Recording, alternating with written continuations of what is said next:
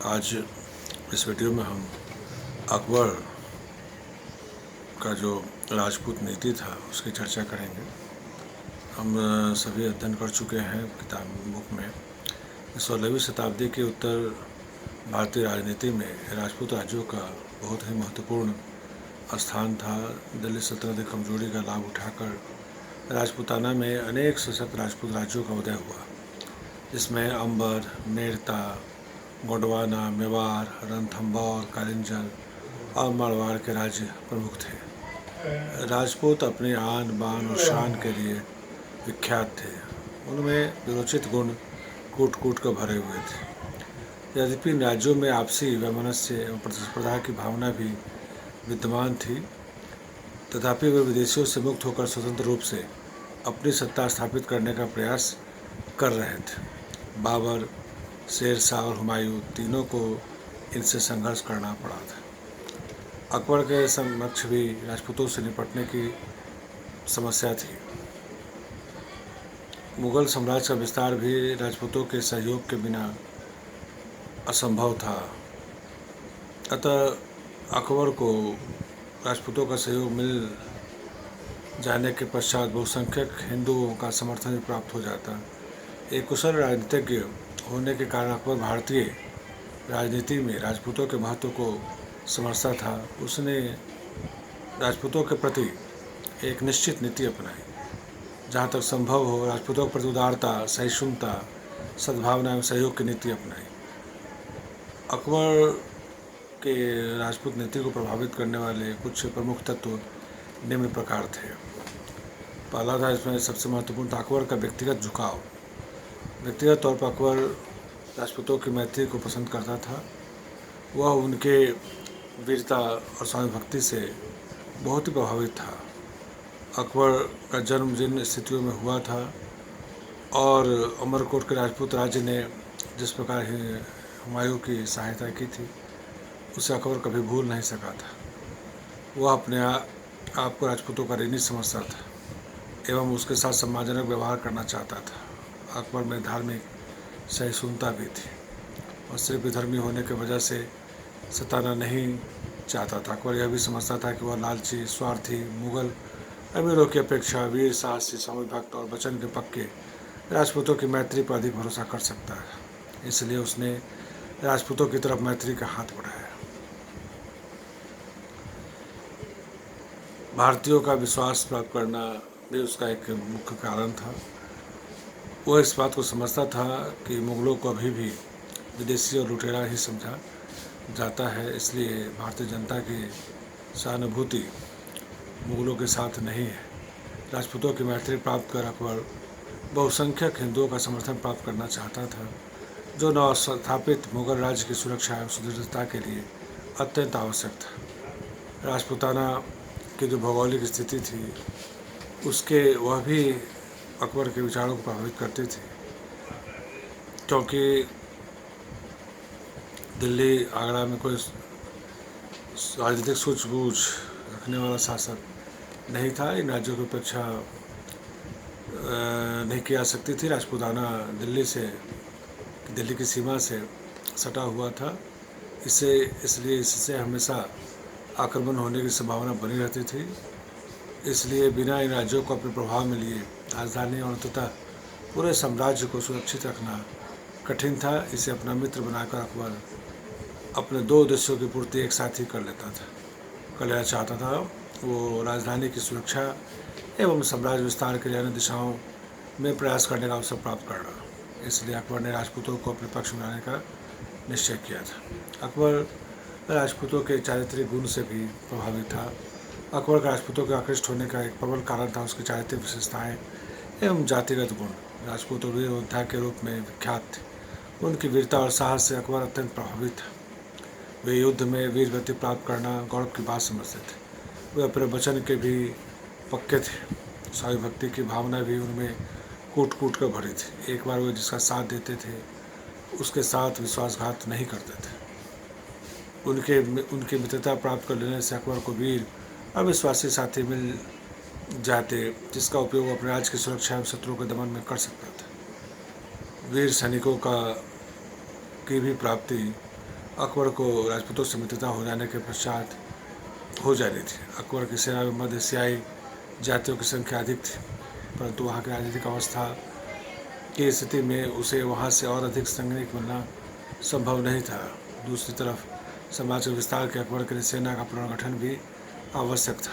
भारतीयों में राजपूत जाति श्रेष्ठ योद्धा के रूप में विख्यात थी, अतः राजपूतों को अपनी सेना में भर्ती कर अकबर अपनी सैनिक शक्ति को सुदृढ़ करना एवं अंततः अपने साम्राज्य का विस्तार करना चाहता था। अकबर भारतीय साम्राज्य के विस्तार के लिए यह समझता था कि राजपूतों की सहायता होना बहुत ही आवश्यक है। उसकी सहायता से वह हिंदू और अफगान राज्यों पर आसानी से विजय प्राप्त कर सकता था। मित्र राजपूत शासकों की सहायता से वह ऐसे हिंदू राज्यों पर विजय प्राप्त कर सकता था जो आसानी से अकबर की अधीनता स्वीकार करने को तैयार नहीं थे। संभवतः वह राजपूतों की सहायता से ही अपने अधिकार में लेना चाहता था। ऐसा कर वह एक धर्मांध शासक कहलाए जाने के आरोप से मुक्त हो जाता। राजपूतों द्वारा साम्राज्य की सुरक्षा एवं स्थायित्व में भी उसे सहयोग मिल सकता था। अकबर एक दूरदर्शी कूटनीतिज्ञ व्यक्ति था। वो भली भांति समझता था कि नवजात मुगल राज्य के सबसे बड़े प्रतिस्पर्धी राजपूत शासक है। तलवार के बल पर उन पर विजय प्राप्त करना सुगम नहीं था। राजपूत बहुसंख्यक हिंदू जनता के राजनीतिक नेता थे। उन्हें अपने पक्ष में कर राजपूत शासकों का सहयोग और अंततः हिंदू जनता का समर्थन प्राप्त किया जा सकता था। यह करना मुगल राज्य के स्थायित्व और सुरक्षा के लिए आवश्यक था। इसके साथ साथ प्रशासन के अनुभवी प्रशासक एवं वीर सैनिक भी अकबर को मिल जाते, जिसकी आवश्यकता साम्राज्य सुदृढ़ीकरण के लिए आवश्यक थी। अतः अकबर ने राजपूतों के प्रति उदार नीति का अवलंबन किया। मुगल अमीरों भी हमेशा अकबर के लिए परेशानी पैदा करते रहते थे। राजपूतों की मैत्री के साथ सब एक लाभ यह भी था कि उनके आ जाने से वह एक संतुलन बनाकर रख सकता था और चल पाता था। मुगल अमीरों में निजी स्वार्थ की भावना अधिक थी। वो हमेशा अपने हित साधने में लगे रहते थे। अकबर को आरंभ में उनके खरीदों का भी सामना करना पड़ा। अकबर उन पर पूर्णतः आश्रित नहीं रह सकता था। इसके विपरीत राजपूतों की सर्वभक्ति प्राप्त कर वो अपने समर्थकों एवं संरक्षकों को एक सुसंगठित दल तैयार कर सकता था। विपत्ति की घड़ी में राजपूत मुगल अमीरों से ज़्यादा अधिक विश्वसनीय सिद्ध होते थे। इसलिए अकबर ने उन्हें अपने पक्ष में मिलाने की योजना बनाई और उसे प्रशासन में ऊंचे ऊंचे पद भी प्रदान किए। अफगान और उज़्बेक जो अकबर के शासन को मुगलों की सत्ता को चुनौती देने में लगे रहते थे, उन पर भी नियंत्रण करने में राजपूतों की मित्रता से अकबर को बहुत ही लाभ हुआ। इस प्रकार अकबर द्वारा राजपूतों के प्रति उदार नीति अपनाए जाने के अनेक महत्वपूर्ण कारण थे। अकबर ने यथासंभव सभी राजपूत राज्यों को मित्रता के बंधन में बांधने का प्रयास किया। मित्र राज्यों के साथ सम्मानपूर्वक व्यवहार किया गया। उन्हें ओहदे एवं मनसब दिए गए, लेकिन जिन राजपूत राज्यों ने उनकी अधीनता स्वीकार नहीं की, उसे अकबर ने बख्शा भी नहीं। उनके साथ उन्हें युद्ध करना पड़ा और अकबर ने उन्हें पराजित भी किया। जहाँ तक अकबर की राजपूत नीति के स्वरूप की हम लोग को देखने का प्रयास करेंगे तो हम लोग पाएंगे राजपूत राज्यों के भारतीय राजनीति में महत्व को देखते हुए अकबर ने राजपूतों के प्रति निश्चित नीति निर्धारित की थी, परंतु सभी राजपूत राज्यों के साथ एक समान नीति नहीं अपनाई गई। उसने विभिन्न राज्यों के प्रति 3 अलग अलग नीतियाँ अपनाई। प्रथम श्रेणी में वैसे राजा आते थे जिन्होंने आसानी से अकबर का अधीनता स्वीकार कर ली थी। उसके साथ वैवाहिक संबंध स्थापित हुआ तथा उन्हें मुगल प्रशासन और सेना में ऊंचे ओहदे प्रदान किए गए। दूसरी श्रेणी में वैसे राजा थे जिन्होंने आरंभ में अकबर का विरोध तो किया, लेकिन वे शक्ति देकर उनकी अधीनता स्वीकार कर ली। उनके साथ भी सम्मानजनक समझौता कर लिया गया। मेवाड़ ही एक ऐसा राज था जिसने अकबर की अधीनता स्वीकार नहीं की और अकबर के जीवन पर्यंत मेवाड़ से युद्ध करना पड़ा। राजनीतिक स्तर पर राजपूतों के साथ निपटने के अतिरिक्त अकबर ने उसे अपने पक्ष में करने के उदार धार्मिक नीति अपनाई एवं सामाजिक कुरीतियों को दूर करने का प्रयास किया। अकबर ने राजपूतों के प्रति वैवाहिक संबंध भी स्थापित किए, जिसमें जोधा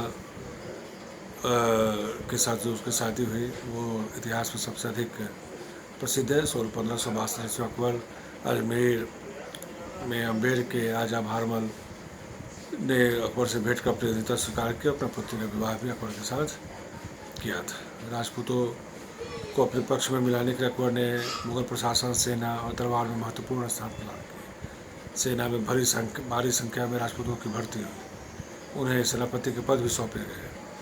उन्हें प्रांतीय प्रशासन में मनसबदार भी बनाया गया। उनकी प्रशासनिक क्षमता का भी लाभ अकबर ने उठाया और उन्हें महत्वपूर्ण प्रशासनिक पद सौंपे। भारमल, भगवान दास, मान सिंह, टोडरमल, बीरबल आदि अकबर के प्रमुख सहायक बन गए। बीरबल तो अकबर का अभिन्न मित्र था एवं उन्हें नवरत्नों में सबसे महत्वपूर्ण स्थान दिया गया था। टोडरमल ने राजस्व व्यवस्था में अकबर की सहायता की और भगवान दास मान सिंह ने सैनिक अभियानों में अकबर की इस नीति से मुगल दरबार में राजपूतों का एक सशक्त दल बन गया, जिस पर अकबर अत्यधिक विश्वास करता था और जो दल अकबर के प्रति भी पूर्णतः समर्पित था।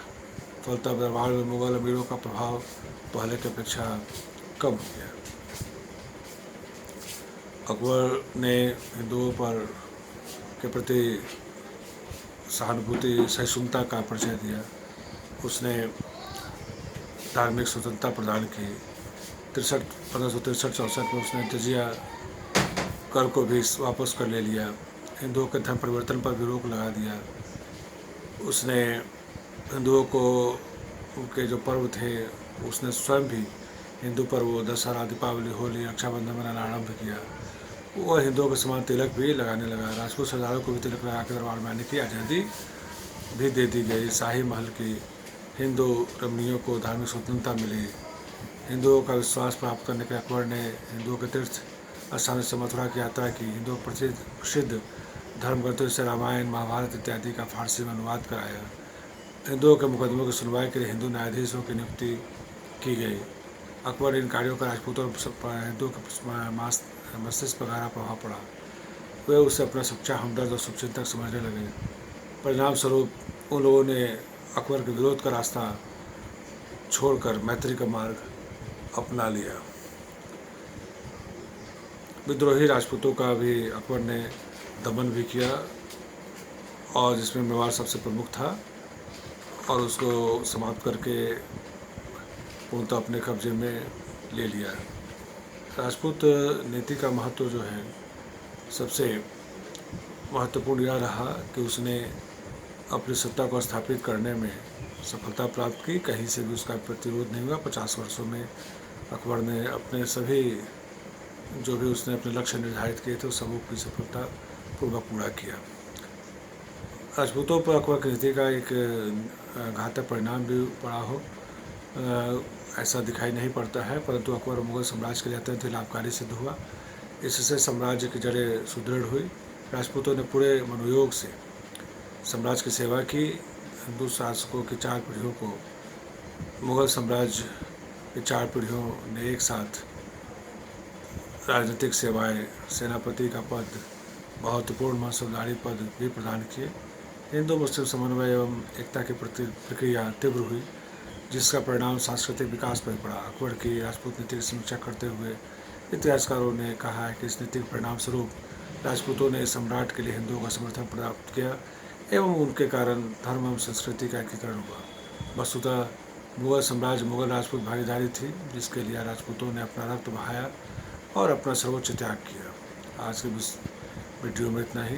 अगले वीडियो में हम अकबर की धार्मिक नीति पर चर्चा करेंगे, जिसने पूरे तत्कालिक भारतीय राजनीतिक व्यवस्था, समाज पूरे को प्रभावित किया और हिंदू मुस्लिम दोनों को एक सूत्र में बांध कर रखा। धन्यवाद।